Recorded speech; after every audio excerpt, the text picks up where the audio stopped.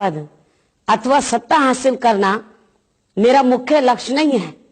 ये तो माध्यम है उस बदलाव का तथा उस सामाजिक परिवर्तन का जो हम लाना चाहते हैं। हम ऐसा परिवर्तन चाहते हैं जिसमें दलितों को, मजलूमों को, अति पिछड़े वर्ग के लोगों को, धार्मिक अल्पसंख्यक समाज के लोगों को और महिलाओं को स्वाभिमान व सम्मान पूर्वक जीने का अवसर मिले। यही सपना था संविधान के रचयिता बाबा साहेब डॉक्टर अंबेडकर का और उन महान समाज सुधारकों का जिन्होंने बहुजन समाज की स्थिति में सम्मानजनक परिवर्तन के लिए विपरीत परिस्थिति के बावजूद लड़ाई जारी रखी। वर्ष 1995 में पहली बार जब कुमारी मायावती जी सत्ता में आईं, तो उन्होंने सामाजिक व प्रशासनिक परिवर्तनों से उत्तर प्रदेश की तस्वीर पूरी तरह से बदल दी।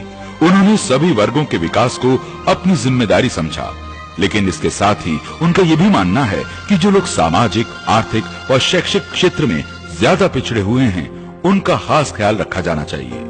उन्होंने प्रशासन में एक नई सामाजिक चेतना जगाई और अधिकारियों को सख्ती से ये सोचने पर मजबूर किया कि प्रशासन की जिम्मेदारी उन लोगों के लिए सबसे ज्यादा है जो विकास से सबसे दूर हैं। उन्होंने सरकारी जमीन को भूमिहीन लोगों में बांटा ताकि दलित व कमजोर तबकों का विकास हो सके। इस योजना के फलस्वरूप भारी संख्या में भूमिहीन लोग जमीन के मालिक बने और उनकी आर्थिक प्रगति के नए मार्ग खुले। ये अभियान उनके हर कार्यकाल में तेजी से चलाया गया। भूमि के पट्टों को दलित व कमजोर तबकों तक पहुंचाने के लिए उन्होंने कानूनों को बदला और पट्टा करने का अधिकार तहसीलदारों को दिया। केवल इतना ही नहीं, उच्च न्यायालय की इजाजत से उन्होंने पट्टों के मामलों को निपटाने के अदालती अधिकार उप जिलाधिकारियों को दिए ताकि पट्टे के मामले स्थानीय स्तर पर ही तय किए जा सकें और इसके लिए जरूरतमंदों को मंडल मुख्यालय, लखनऊ या कोर्ट कचहरी के चक्कर न लगाने पड़े।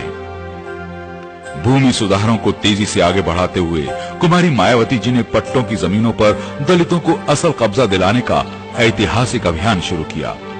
उन्होंने जिला कलेक्टरों को सख्त हिदायत दी कि पट्टेदारों की जमीन से दबंगों का कब्जा न केवल तुरंत हटाया जाए, बल्कि जितने समय तक दबंगों ने किसी गरीब दलित की जमीन का फायदा उठाया है, उसके लिए उन पर जुर्माना भी लगाया जाए। इस अभियान से पहली बार दलित व कमजोर तबकों को जीवन का सहारा मिला और उन्हें विश्वास हुआ कि सही मायनों में उनकी अपनी सरकार सत्ता में आ गई है। जब से ये सरकार उत्तर प्रदेश में मायावती जी की आई, तब से जो है एक अभियान टाइप का चला। उसमें जितने पट्टेदार हमारे यहाँ थे ग्राम सभा में, करीब 150 के लगभग, सबको जो है एक तहसील से टीम बराबर आती रही और सारे पट्टेदारों को जो है जमीन नाप के जो है मौके पर दी गई। एक अन्य फैसला लेकर कुमारी मायावती जी ने ग्राम सभा की जमीन पर काबिज सभी अनुसूचित जाति जनजाति के लोगों को मालिकाना हक दे दिए और अदालतों में उनके खिलाफ बेदखली के तमाम मुकदमों को खत्म कर दिया।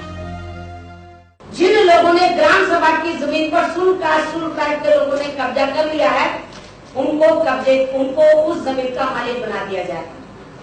जब उससे शुरू से लेकर 3 जून 1995 तक, लेकिन उसके बाद फिर मेरी सरकार ने वर्तमान में फैसला लिया कि 1 मई 2002 तक जिन शुल्क के लोगों ने ग्राम सभा की जमीन पर कब्जा कर लिया है, उसको मालिक बना दिया जाए। एक प्रकार से ये कदम उस नारे का नतीजा था जिसमें मान्यवर श्री कांशीराम जी ने बहुजन समाज से कहा था कि जो जमीन सरकारी है वो जमीन हमारी है।